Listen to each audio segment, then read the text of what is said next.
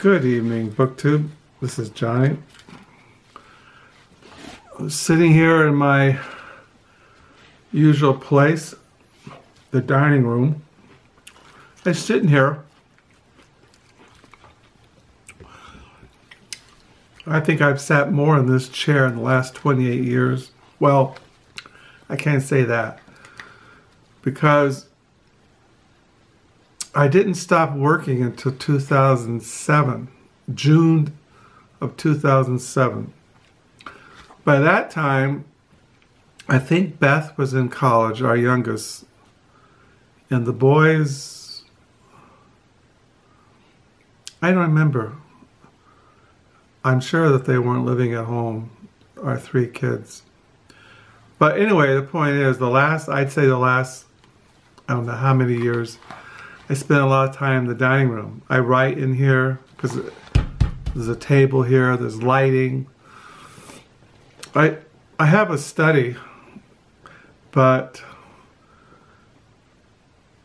since Carol and I are empty nesters, the house is pretty quiet. I mean, like tonight, my wife is working tonight. She works tonight and then she's off 4 nights. My wife is semi-retired. So I spend a lot of time in the quiet. Like tonight, my wife is gone. I could have turned on my stereo, crank it up. I did listen to an album when I was on the internet. I was looking at book reviews and looking at stuff on Amazon, and then I turned the music off and I watched some BookTube videos. But I spent a lot of time sitting in the dining room, writing in my diary or reading. That's what I do when Carol works, and then she sleeps during the day. And then when she gets up, like today, she got up at 4:30 instead of 6:30. I know why she got up, because she has an elderly friend who's 93. And this friend of hers lost her cell phone. So Carol was bound and determined that her elderly friend have a cell phone. So I won't go into all the details. So the cell phone was like just a basic kind of cell phone. I don't have a cell phone because I don't call anybody. Nobody calls me. So anyway, she got up and got the cell phone and got it going, went and visited her elderly friend. All this before she went to work tonight. So the point is, my wife is always gone. Even when she's working and she's sleeping, when she gets up, when she's off, she's always gone. She's always doing something. So I spend a lot of time by myself. Like my wife is going to be leaving. My wife just got back from visiting our daughter in Denver. Well, she's going to go back to Denver the end of May, the first week of end of May, into the first week of June. She'll be gone for a week, going to Denver. So I'll spend another whole week alone, by myself, sitting in the dining room, writing in my diary, reading my books, and just drifting through my life. I realized tonight that we are in the 4th month of the year 2019. In August of 2019, I will be 67 years old. My wife said tonight that my wife is always telling me, I need to move. I need to get out and go for a walk. I need to exercise, because if I don't, the older I get, the more difficult it's going to get for me to move around. And she says, already you act like an old man. So I don't know, how does an old man act? I mean, I often wonder that. I mean, I see old men, older men older than me, and older women around where we live, and I wonder, do I walk and act like an old man? What does an old man act like? I mean, how does he walk? I mean, how does he you know, his body movements. I mean, facial expressions. Now, as you all know, I volunteer at the Library Used Bookstore. I'll do that this coming Friday, and I do it Mondays. And people do walk into the book nook, and when they address me, they say, "Sir." So I must give out the vibes and energy of being an older person. I mean, I know I have a white beard, and I'm going bald, and I'm kind of pudgy. So I must come off being an older, elderly person. But I know men, I've seen men who are like in their 80s, in their 70s, even their 90s. I'm just in my 60s, which is considered this day and age to be a young and not elderly. But I don't know. Anyway, so I'm sitting here eating grapes. Now last night, around this time, it's 10:42. It's a Wednesday night. I was reading The Merry Men by Carolyn Chute. I read this until midnight. It's probably one of the best things I've read in a long time. Now, the novel has not blown me away, The Merry Men, but it's all these stories about these families and these people in Egypt, Maine. And it goes back and forth. Some of the stories take place like in the sections called the Recent Times 1991. But then there are stories of these families that take place in the past, the mid-70s. And then it starts out in the beginning of the book, the past, the mid-60s. And when you talk about families, Carolyn Chute has in the beginning of the book a partial cast of characters. Like there's Edmund Barrington and Grant Barrington and Lloyd Barrington and Anakia DeBeas, daughter of Francine Soule and George DeBeas. And there's most of what I've read the last couple of days is on the character Forrest Johnson Jr., half-brother of Lloyd Barrington, nominal son of Brett Johnson and Forrest Johnson Sr., actual son of Brett Johnson and Edmonton Barrington. So it goes into that. And then there's a lot of stories about Jeff Johnson. He's kind of like this son who kind of grew up to be an artist, moved out to California with his wife, Amy, and basically what he does, he deserts his wife, Amy, and comes back to Egypt, Maine with this cocktail waitress that he picked up, and he brings along his 7-year-old son. And he doesn't tell his wife, Amy, back there in California, that he's left with the son and this person, this girl that he's picked up, and he's drove all the way to Egypt, Maine. So you have that going on. And so I don't know, it's just these stories of these families. So it's not really like anything dramatic.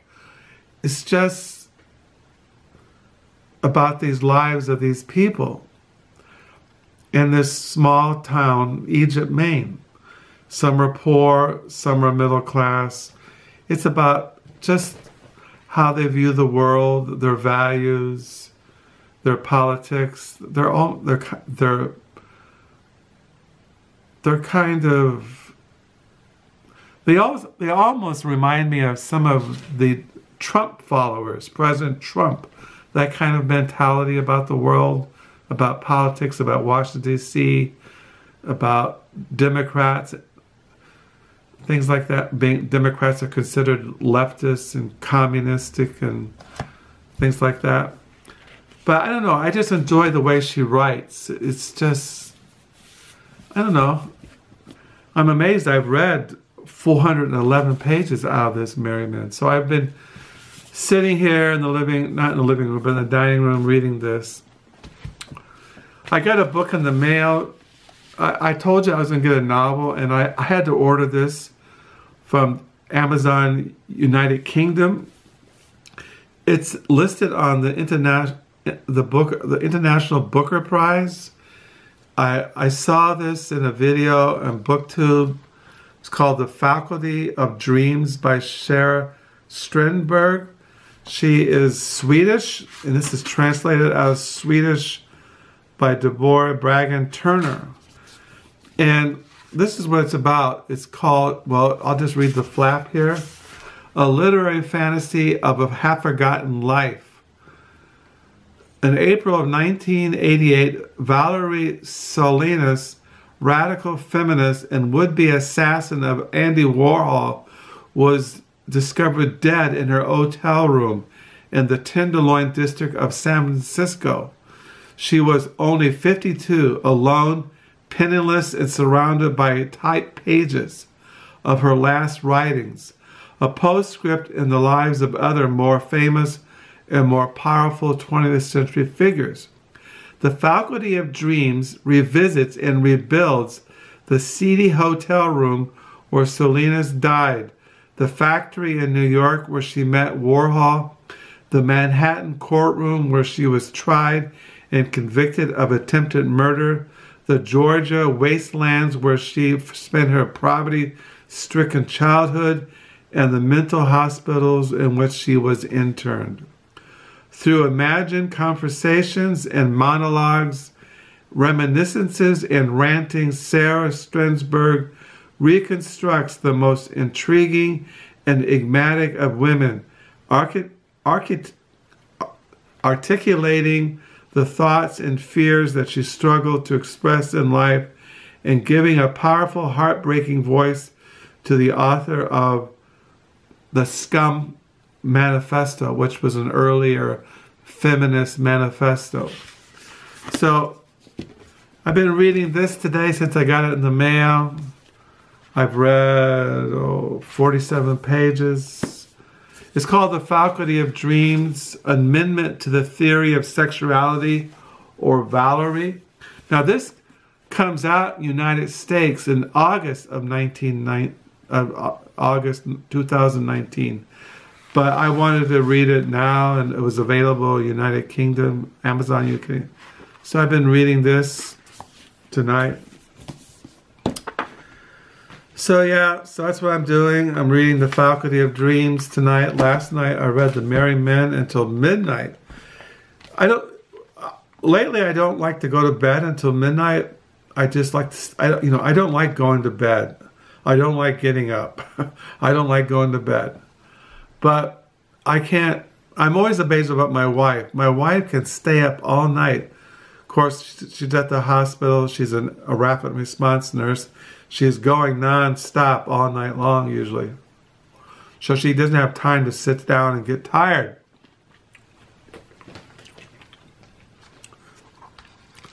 But I couldn't do that. Many, many years ago, back in the 1975, 76, I think, 77, I worked at a 7-Eleven store, and in Vallejo. Yeah, it was in Vallejo, California. And I worked a midnight shift. I worked from 11 at night until like 7 or 8 in the morning. So all night long, it was in a really bad area of Vallejo. And we were open all night long, and people would come in 2 o'clock in the morning, 3 o'clock in the morning, all kinds of weird people. And what I would do when I had to stock the shelves, but a lot of times I used to have a boom box, and I'd listen to like music, and they had these old, they used to have these racks or paperbacks and magazines, and I would read these paperbacks, And I would smoke marijuana back in the freezer. I'd light up a joint. I get stoned. I sit back. I go back in the cooler, and I would light a joint up. I get stoned, and then there'd be a micro. We call them. What do you call it? Micro oven. And I'd warm up burritos, and I would play music, and I get stoned, and I read these terrible paperbacks, and people would come in, through all hours of the night, and I did that for about 3 or 4 months. What happened? The guy who was a franchise, and the guy who owned this franchise in Vallejo, another store, he sold his franchise, and the district manager fired me. I came in one day for work, and she said, "You're gone." And I was fine with it. I was kind of tired of the job, and I didn't want to do it anymore anyway. By that time, I had made a decision to leave California. Well, I was thinking about, I got to do something else with my life. And then eventually I left California, went to Bible college, and I met Carol, and we got married. And this coming May, next month, Carol and I have been married 40 years. 40 years. And I can't believe that. But yeah, back in those days, I was kind of crazy. I had a small apartment, a really tiny little place, but I couldn't sleep there at night. I couldn't sleep during the day because they're doing all this road construction below my apartment building. So I would go to where my foster parents lived. My foster mother, she lived in the Richmond Hills, and for many years there was a little shack out in the woods that I had lived in off and on for 10 years, and I would go there during the day to sleep because the only place that was quiet. So I would go to the wood hut, and I would sleep during the day, and then I'd get up and I'd go visit my girlfriend, and then I'd go to work at 11 o'clock at night. My girlfriend at that time her name was Sandy. She was divorcee. She was in her mid-30s. She had 2 small boys, and she's the one that basically bought me a car, gave me a Shell credit card, and said, I had applied for Reformed Bible College and gotten a job at Mel Trotter's Rescue Mission in Grand Rapids. And she said, and I just left California with an old Dodge Mercury. It was a Mercury Comet. She gave me my girlfriend gave me a Shell credit card, and I had $100. And I got in the car and I left. The rest is history. So yeah, it's amazing how life goes by. I'm going to be 67, married 40 years, 6 grandchildren. Our kids are happily married, doing well. We got our oldest son lives down the street with his wife Emily, and our little granddaughters, Josephine and Cora.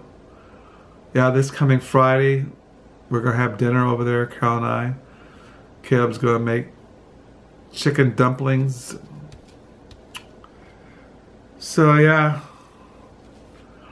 So I just thought I'd talk because I don't have anybody to talk to. I mean, I talked to Carol.